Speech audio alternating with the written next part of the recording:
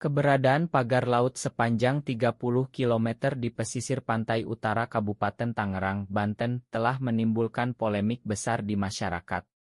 Pagar bambu yang dibangun secara ilegal ini tidak hanya memicu kerusakan ekosistem laut tetapi juga merugikan ribuan nelayan setempat yang menggantungkan hidup mereka pada wilayah tersebut. Menurut Kementerian Kelautan dan Perikanan, pagar ini berada di zona perikanan tangkap dan menghambat aktivitas nelayan. Akibatnya, pendapatan nelayan turun drastis hingga mencapai kerugian 90 miliar per tahun. Selain itu, konstruksi ini menyebabkan penumpukan sedimen, kekeruhan air, serta kerusakan terumbu karang yang merupakan habitat utama ikan. Langkah pemerintah membongkar pagar laut tersebut dipimpin oleh Tentara Nasional Indonesia Angkatan Laut pada 18 Januari 2025 memang diapresiasi. Sekitar 600 personel gabungan dari Tentara Angkatan Laut dan masyarakat turut serta dalam operasi di kawasan Tanjung Pasir. Namun, tindakan ini menuai kritik karena dianggap hanya menyelesaikan masalah secara permukaan tanpa menyentuh akar persoalan. Beberapa pengamat dan organisasi masyarakat menganggap langkah pembongkaran ini sebagai tindakan simbolis belaka.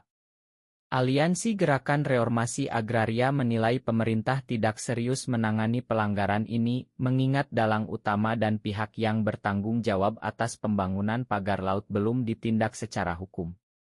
Pengamat hukum Rely Harun turut mengkritik dugaan keterlibatan seorang selebriti terkenal yang diduga memiliki kedekatan dengan kekuasaan dalam proyek ini. Menurut Rely, hanya individu yang berada di lingkaran kekuasaan yang memiliki keberanian untuk melakukan pelanggaran sebesar ini, termasuk memiliki laut secara ilegal. Direktur Jenderal Pengawasan Sumber Daya Kelautan dan Perikanan dari Kementerian Kelautan dan Perikanan, Pung Nugroho Saksono, menegaskan bahwa tindakan semacam ini jelas melanggar hukum.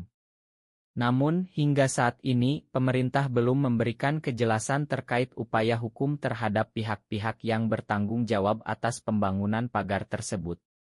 Selain kerugian finansial yang signifikan, pemasangan pagar laut ini telah menciptakan ketimpangan sosial di kalangan masyarakat pesisir.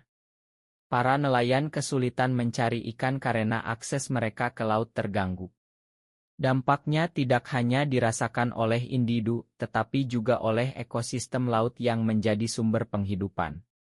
Ekonom Achmad Nur Hidayat mengungkapkan bahwa kerugian total akibat proyek ilegal ini mencapai lebih dari 116 miliar rupiah per tahun. Kerugian ini mencakup dampak terhadap pendapatan nelayan, peningkatan biaya operasional, dan kerusakan lingkungan yang membutuhkan waktu panjang untuk pulih.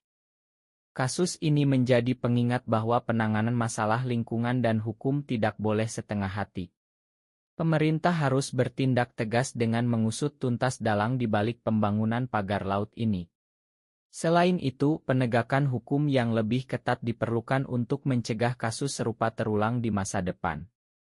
Keberadaan pagar laut di Kabupaten Tangerang adalah refleksi dari konflik kepentingan yang melibatkan hukum, lingkungan, dan kesejahteraan masyarakat. Meski pembongkaran telah dilakukan, publik menantikan langkah konkret pemerintah untuk memberikan keadilan bagi masyarakat pesisir dan memastikan kelestarian ekosistem laut.